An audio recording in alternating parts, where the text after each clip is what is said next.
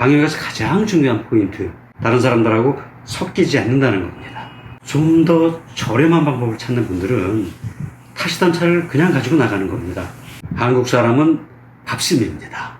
긴 여행에 몸살기가 있을 때 얼큰한 찌개를 먹거나 아니면 라면만 하나 끓여 먹어도 개운해질 수 있어요. 안녕하세요, 길석입니다. 세계여행을 하는 방법은 여러 가지가 있죠. 5성 호텔 예약하고 럭셔리하게 가는 방법도 있고요. 아니면 야간 버스를 타고 배낭을 메고 하는 배낭여행도 있을 수가 있죠. 정답이 있나요? 각자 취향대로 가는 거죠. 근데 저에게는 캠핑카가 아주 마음에 들고 또 유리한 점이 많아서 그 부분을 설명드리려고 합니다. 오늘 말씀드릴 내용의 요지는 캠핑카로 여행을 하면 이 코로나 시대에 가장 안전한 방법이라는 거, 그리고 돈이 덜 든다는 점, 그리고 여행 다니면서 짐을 낑낑거리고 다니지 않아도 된다는 점, 그리고 또 한 가지는 여행하면서 한국 음식을 마음 편하게 먹을 수 있다는 점, 그리고 침대나 주방을 나 혼자 쓰기 때문에 마음 편하다는 점, 여자분들한테 중요할 수 있죠. 그리고 정말 멋진 곳을 만나면 내가 원하는 데까지 머물다가 갈 수 있다는 그런 점이지요. 자, 이제 찬찬히 한번 살펴볼까요? 왜 안전할까요? 아마도 짐작하시겠지만 여행하는 도중에 다른 사람들과의 접촉을 최소화할 수 있다는 점이지요.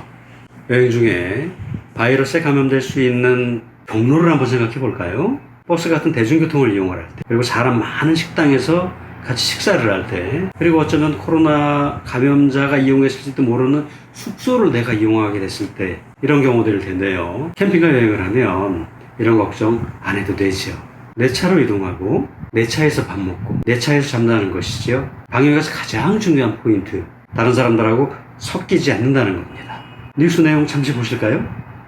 올해 여름 휴가 계획 세우셨습니까? 코로나19로 사람이 많은 곳에 가기 꺼려지는 분들도 많으실 텐데요. 한적한 곳에 차를 세워놓고 여유롭게 재충전의 시간을 보내는 사람들. 남들과 부대끼지 않고 모든 것을 한 공간에서 해결할 수 있는 캠핑은 요즘 큰 인기입니다. 그리고 대체로 캠핑장은 널찍널찍한 공간을 이용하기 때문에 일반적인 여행에 비해서는 훨씬 더 안전이 담보되죠. 물론 마트를 가거나 박물관을 가거나 할 때는 어쩔 수 없지만 일반적인 방식에 비해서 캠핑카 여행이 상대적으로 안전도가 높다는 것은 사실이죠. 그런데 캠핑장에서도 감염이 된 경우가 최근에 생겼지요. 이때도 이제 식사하면서의 접촉이 문제였는데요. 어찌됐거나 코로나가 진정되기 전까지는 세계여행도 자제를 해야 될 모양입니다. 생각해보면 여행이 우리에게 주는 큰 기쁨은 일상을 벗어난다는 것, 그리고 새로운 장소를 가고 새로운 사람을 만난다는 것인데, 여행을 하면서 낯선 사람과의 접촉을 걱정해야 된다는 것이 참 안타까운 일이긴 합니다. 그죠? 열흘쯤 하는 여행은 럭셔리하게 할 수 있죠. 눈 좀 질끈 감고 5성 호텔 가고 비즈니스석 타고 다니고 그럴 수 있는데, 한 몇 년 걸리는 세계 여행을 이렇게 할 수는 없잖아요. 캠핑카 여행은 차에서 먹고 자고 이동하기 때문에 비용이 적게 들지요. 당연히 인원수가 많아질수록 더 경제적이고요. 예를 들자면 파리에서 마드리드까지 간다. 그러면 차로 다 같이 이동하는 거죠. 따로 비행기표 끊을 필요 없습니다.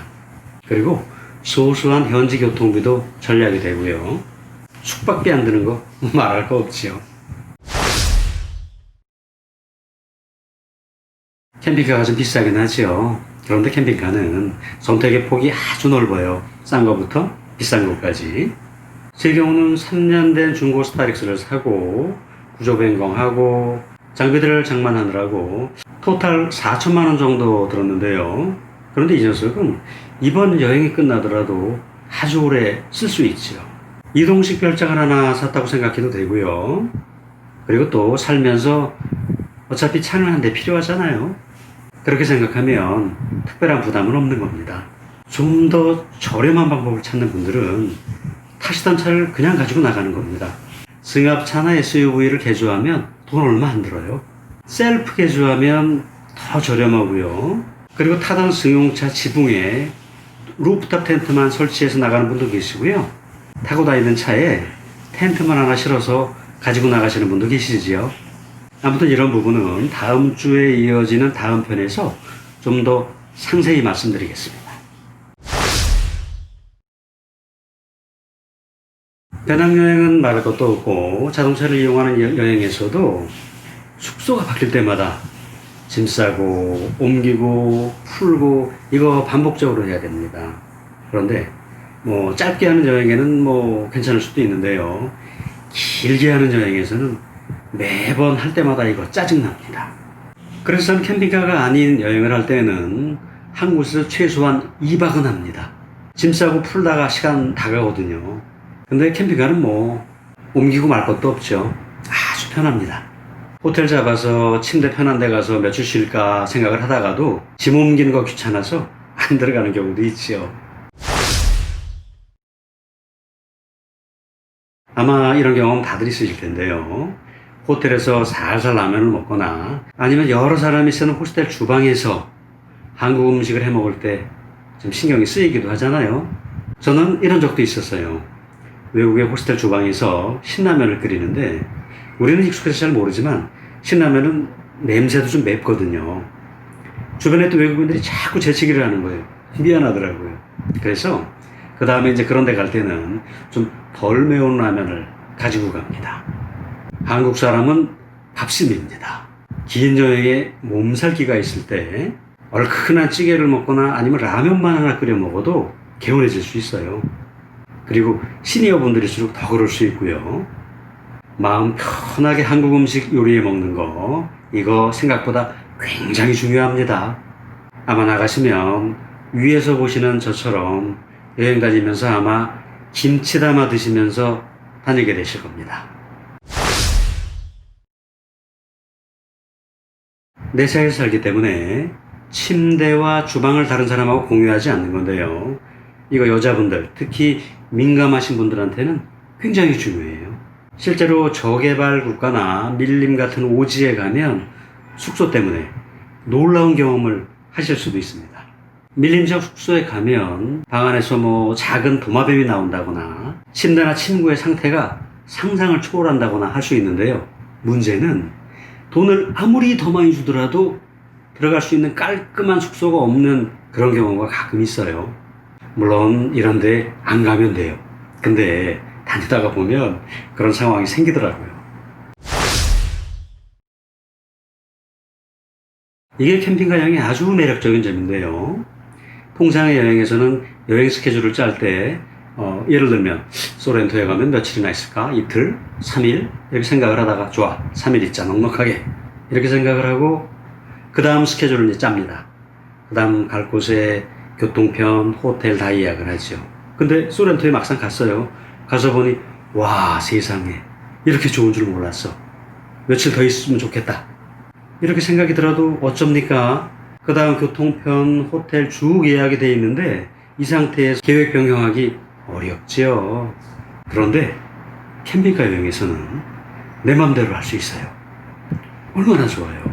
저도 5일 동안 있으려고 갔던 아르헨티나의 바릴로체에서 실제로 한 달을 살았습니다. 물론 이 정도로 한 곳에 오래 있으면 전체적인 장기 계획에 지장이 생깁니다. 이때는 좀 무리했죠. 장점만 말씀드리면 안 되겠죠?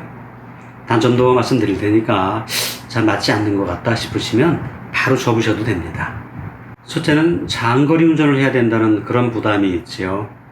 뭐 전 세계를 내가 운전하고 다니려면 얼마나 많이 뛰어야 되겠습니까? 보통 세계 일주한다 하면 한 20만 킬로 뛰시더라고요. 물론 하루의 주행거리를 작게 잡으시면 되죠. 저는 이번 여행에서 하루 평균 100km 정도를 뛰었고요. 그런데 뭐 지난번에 했던 여행에서는 하루 평균 330km 정도를 뛴 적도 있어요. 바쁘더라고요.